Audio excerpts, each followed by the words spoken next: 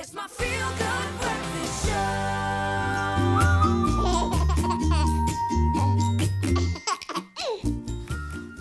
Who doesn't love the sound of babies giggling? We all do here on your Feel Good Breakfast Show Express on SABC3. That's why we have Baby Talk. Yeah. And also to help all of you parents out there who, like us, have been newly introduced into the world of babies and theirs to ours, and how do we navigate it? Especially one of the most pressing matters, if I may say so myself, constipation for your baby and how to deal with that. That's why we have Paediatric Dietitian Kath Megaw joining us to give us her expert advice. Always a pleasure to have you with us, Kath. Oh, thanks for having me again. We love it when you come around to talk poo. We love it.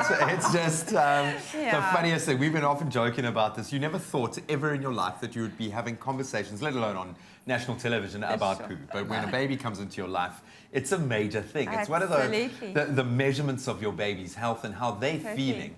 How serious is it? Let's get straight out, into the kind of danger end, if you will, of the conversation.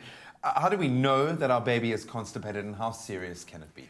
Well, I think it is. Parents are totally preoccupied with it. I think I have more pictures of poo on my phone log from parents sending me pictures. So, because, as you say, it is one of the factors that we can determine the overall health of a baby. And it's such a difficult thing. The definition of constipation, funny enough, is so varied between international organizations and medical boards that even as healthcare professionals, we differ a little bit in our definition. But in essence, it's the key things to determine whether your baby's constipated is, are they struggling when they do pass stool? But that's also a bit variable because they are over-dramatic. So they can go red in the face and pass a very soft stool and be fine. Yeah. But it's the whole process that they are so dramatic about. I'm going to tell my boy, stop being dramatic. Yeah. Sit on the potty. Because right now, like, Phoenix is going through a phase where he's experimenting with a whole bunch of sounds. So at one point, he'll go, and then he'll go, all in one, one go. Yeah, so is it meaning his... Exactly. Yeah, so generally, if they're on solid food, you would want them to stool on a daily basis. Yeah. And generally, definitely no more than 2 days without passing a stool. And then when they pass it, even if they're dramatic about it, it mustn't cause pain. They mustn't cry. That you definitely don't want.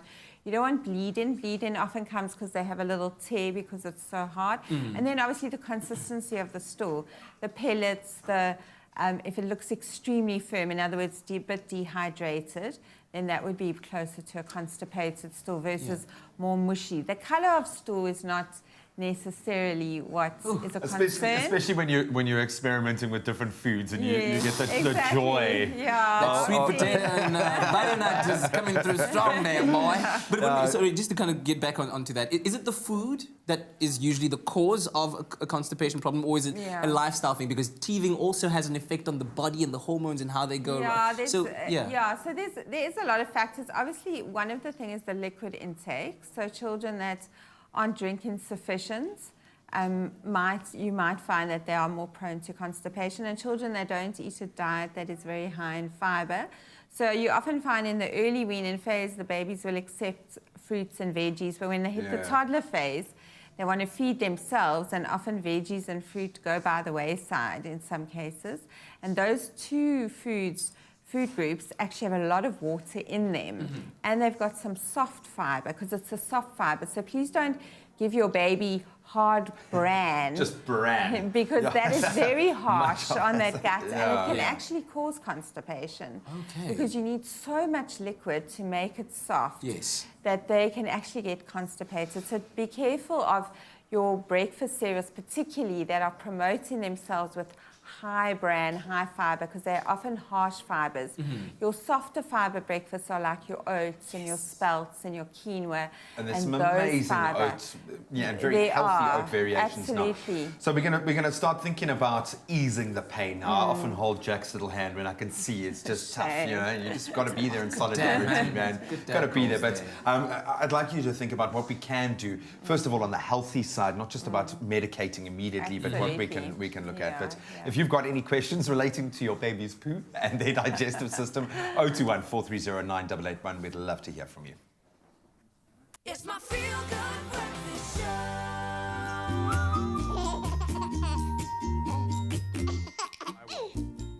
Welcome back to your Feel Good Breakfast Show. Happy Thursday. Always so good to have you with us.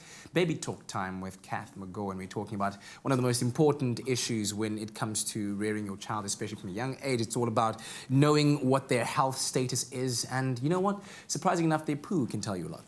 Oh man, it tells a huge amount as any new parent, just like Taz, I'm sure, knows. Taz is now connecting with us from PE. A very good morning, Taz. How are you?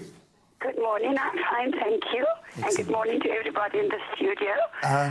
Excuse me for my voice. I have a 5-year-old grandson who's been suffering from constipation since I would say the age of 1. His pediatrician has put him on laxin every single day of his life. If he doesn't have it, he suffers tremendously. Is this the way to go? He does have a bad eating habit. So what do I do? So I just wanted to do a quick summation there. So he's 5 years old now, and he's been on laxatives every single day. Yes, on laxin since the age of 1. Laxum, okay. Kath, over to you, yeah. Yeah, I mean, that's a chronic constipation, and as the granny said, he's got poor eating habits. So we need to find ways with what he's eating to incorporate some healthy fibers. If he's been on, the Laxon is basically the lactose sugar which you find in cow's milk foods, and that draws some water into the gut. But if he's not taking in sufficient water, it's not actually very helpful, and it can cause quite a lot of stomach cramps and stomach discomfort. So it definitely warrants him getting an evaluation of what he's eating and to try and find ways to incorporate some of the soft fibers that we spoke about, like your fruit fibers and your veggie fibers, be it in the form of putting veggies in a muffin, so beefing up foods that he likes, even baking a bread with veggies and fruit in it will actually boost the amount of fiber that he's getting in. And find different ways. He's 5 now, so it's quite a nice age. They're quite sensible around 5, and you can start to engage and reason with them. And that would be quite a nice platform. And I enjoy working with that age because you can actually engage with Proper them. little people. Yeah. Taz, are you still there? I am. Is this something, because it sounds like there might be a broader discussion that's needed around the nutrition as much as the health of your grandson. Is the diet something that's open conversation? Do you feel as a granny that this is something you can speak about and you can discuss as a family? Yes, I can. Yes, I can. And it is a problem. We're all worried about it. And he doesn't like veggies. He's very picky about fruit. He has yogurt. But he's a bread person. And I know his diet is the cause of it. Okay. So that definitely have identified what the problem is there. So then the advice there would be? What I would suggest, especially a child that's at 5 now, not liking fruits and veggies, what works very nicely is a bit of an incentive and a family incentive. So we try and see how many colors of food we can eat in a day. And in order to be the winner and try and eat the most, you need to start incorporating fruits and veggies because they are the most colorful food group out there.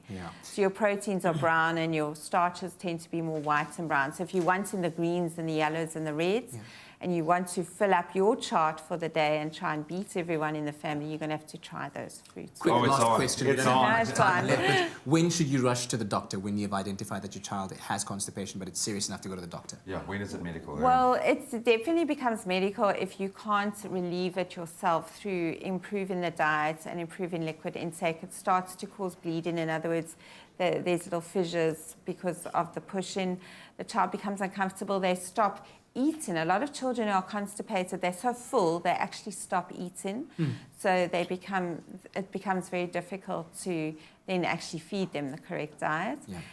They can also get quite lethargic as well. So if those signs are there, so if there's any bleeding, if it's been quite chronic and ongoing for a period of time, you definitely need to consult your healthcare professional. Kath, thank you very much. Always appreciate your time and expertise. And of course, you can engage with us on social media as well. #Espresso Show. Ask your questions. I'm sure Kath might find a second to respond to those a bit later on. But yes, oh man, I always love baby talk, eh? Feels so much lighter after that discussion. So much fun.